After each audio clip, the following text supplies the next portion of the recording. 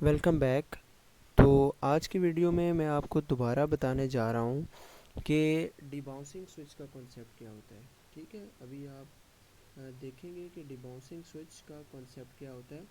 तो आगे जाके मैं प्रोजेक्ट्स भी बनाऊँगा तो उसके अंदर मैं आपको बताऊँगा कि ये डिबाउंसिंग स्विच का कॉन्सेप्ट हम कहाँ यूज़ करते हैं। देखें, होता क्या है, कंसेप्ट क्या है कि जब हमारे पास एक स्विच हमारे पास होता है। ठीक है, ये हमारे पास एक स्विच है, ये हमारे पास फॉर एग्जांपल ये वायर जा रही है और ये मेरे पास एक स्विच लगा हुआ है। हम ये कहते हैं कि जब ये स्विच हमारे पास ये हमारे पास ये लाइन है और ये जब स्विच ये जब प्रेस हो जाता है तो हमारे पास आगे हम इसको कहते हैं ये वन स्टेट पे है और ये ज़ीरो स्टेट पे है। तो बकौल हमारे होता ये है कि हमारे पास सिग्नल ज़ीरो जा रहा है और जैसे स्विच प्रेस हुआ तो हमारे पास ये 5 वोल्ट्स आए और ये यहाँ से दोबारा 0 वोल्ट्स हो गए। ठीक है, और इस केस में मेरे पास मैंने स्विच अगर प्रेस करके उठा दिया तो 5 वोल्ट्स गए और वापस 0 आ गए। यानी यहाँ पे स्विच प्रेस हुआ ना तो 5 वोल्ट्स चले गए और मैंने दोबारा फिर उसके बाद यही वाली स्टेट में वापस ले आया।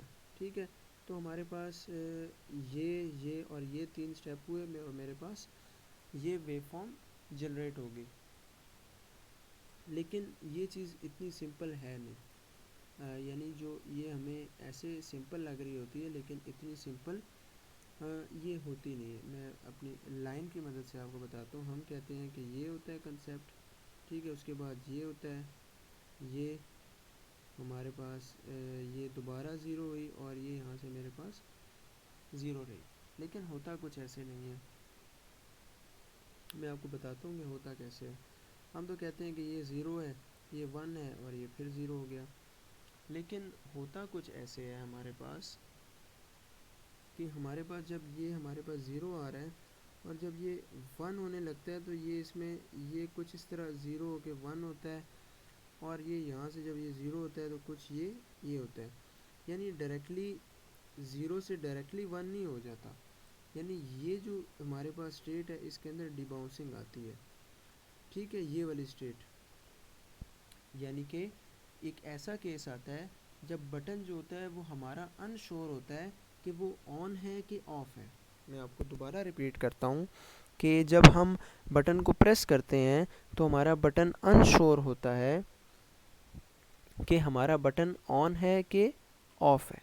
ठीक है, तो मैं थोड़ा सा दोबारा आपके लिए इसको नोट करता हूँ कि होता क्या है। ये चीज़ होती है, यानी ये है और ये चीज़ होती है, फिर ये ऑन हो जाता है और जब ऑफ होने लगता है तो कुछ इस तरह। यानी कि हमारे पास ये जो चीज़ है ये वाली, अब यहाँ से आपको क्लियर नज़र आएगा, ये जो आपके पास है और ये वाली स्टेज जो है आपके पास। ठीक है, ये अनश्योरिटी होती है बटन के पास कि वो अनअवेयर होता है और अनश्योर होता है कि हमारे पास वन देना है या आउटपुट पे ज़ीरो देना है। तो हम क्या करते हैं, हम जहाँ से वो वन होता है तो हम उसके बाद से 20 मिली सेकेंड का जो है वो हम 20 मिली सेकेंड का डिले दे देते हैं। 20 ये मिली सेकेंड है। ठीक है, और इसी तरह जब वो ज़ीरो हो जाता है तो हम ज़ीरो जो लेते हैं वो 20 मिली सेकेंड के बाद लेते हैं।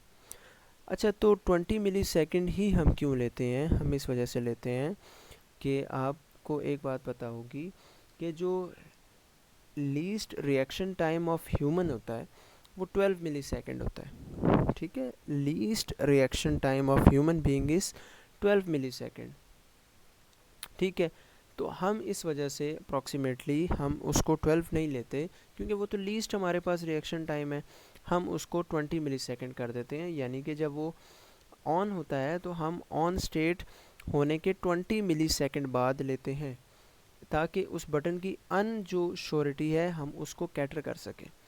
ठीक है, तो हम क्या करते हैं, अभी सिंपल सा तरीका हम ये करते हैं कि सिग्नल अभी लो से जब हाई होता है तो हम क्या करते हैं, हम डिले डाल देते हैं। ठीक है, हमने डिले दिया 20 मिली सेकेंड का। ठीक है। इसी तरह जब वो हाई से लो होता है सिग्नल, तो हम फिर ये वाला डिले जो है हम दोबारा 20 मिली सेकेंड का डाल देते हैं, ठीक है। तो ये हमारे पास एक कॉन्सेप्ट था डिबाउंसिंग स्विच का, ठीक है। जब आगे मैं प्रोजेक्ट एक बनाऊंगा उसमें आपको बताऊंगा कि डिबाउंसिंग स्विच जो है वो हम लोग क्यों यूज़ करते हैं और क्यों ये इतना ज़्यादा ज़रूरी है। ये मैं चीज़ें आपको इस वजह से कराता हूँ ताकि आपके आगे ये आने वाले प्रोजेक्ट्स में काम आएंगी।